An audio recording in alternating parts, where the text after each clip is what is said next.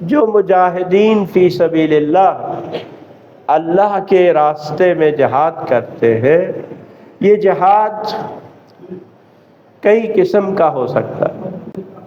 جہاد بالسیف، تلوار کے ساتھ جہاد، آج کل کے زمانے میں جتنے جدید ترین اسلحہ ہے، ہتھیار ہیں، ان کے ساتھ جہاد، جدید ٹیکنالوجی ہے اس کے ساتھ جہاد۔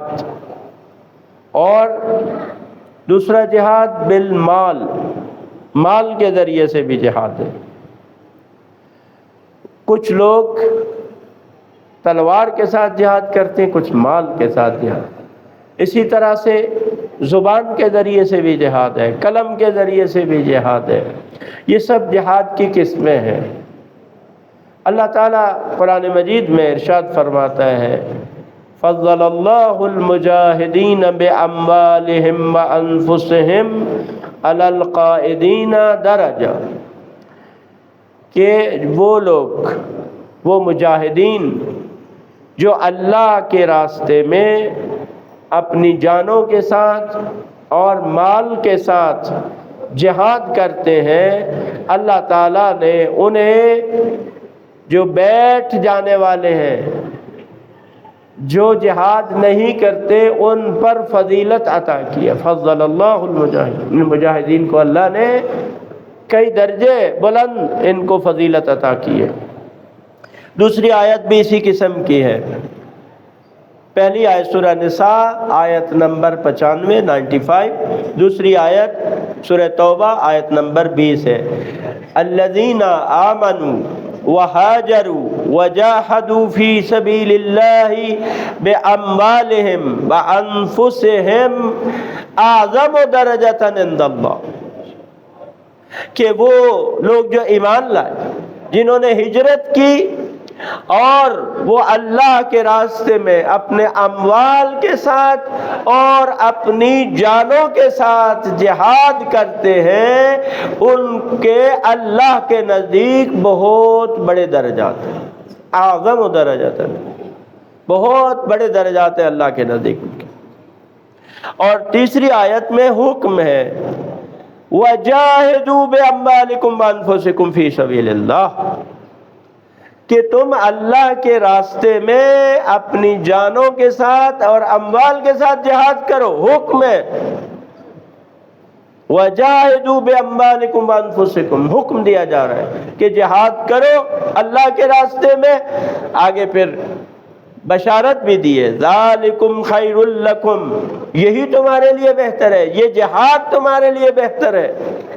مال و جان کے ساتھ جہاد میں تمہارے لیے خیر و بھلائی ہے، جہاد نہ کرنے میں خیر و بھلائی نہیں ہے، جہاد کرنے میں تمہارے لیے خیر و بھلائی ہے۔ ان کنتم تعلمون، اگر تم جان سکو، اتنی عقلیں تمہاری ہوں، سمجھ تمہاری اوپر آ جائے، بلند ہو جائے، تم یہ جان سکو یہ تمہارے لیے خیر و بھلائی کی بات ہے۔ اس وقت کچھ آپ کے بھائی ہیں کہ جو جہاد بالسیف اور اپنی جانوں کے ذریعے سے جہاد کر رہے ہیں، ان پر درود و سلام بھیجے خداوند متعال ایسے مجاہدین پر کہ جو اپنے خون کے آخری قطرے تک جہاد فی سبیل اللہ میں مشغول ہے۔ کتنی عظمت ہے ان لوگوں کی، ہمارے سامنے کی بات ہے نا، کوئی دور کی بات تو نہیں ہے، ہمارے مشاہدے کی بات ہے۔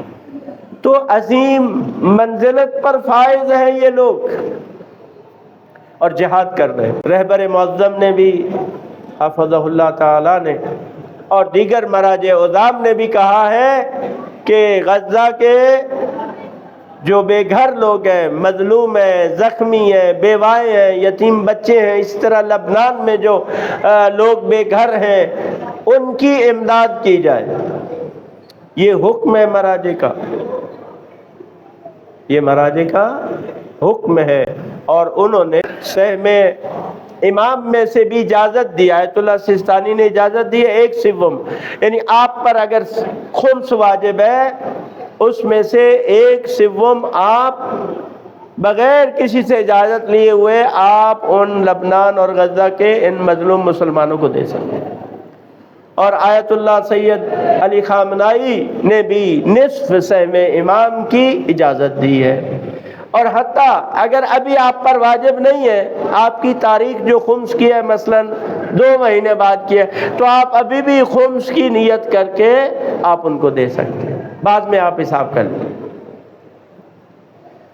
اس مرحلے پر ہم ان کے ساتھ اس طرح سے شریک نہیں ہو سکتے، لیکن اپنے اموال کے ذریعے تو ہم اس جہاد میں شریک ہو سکتے ہیں۔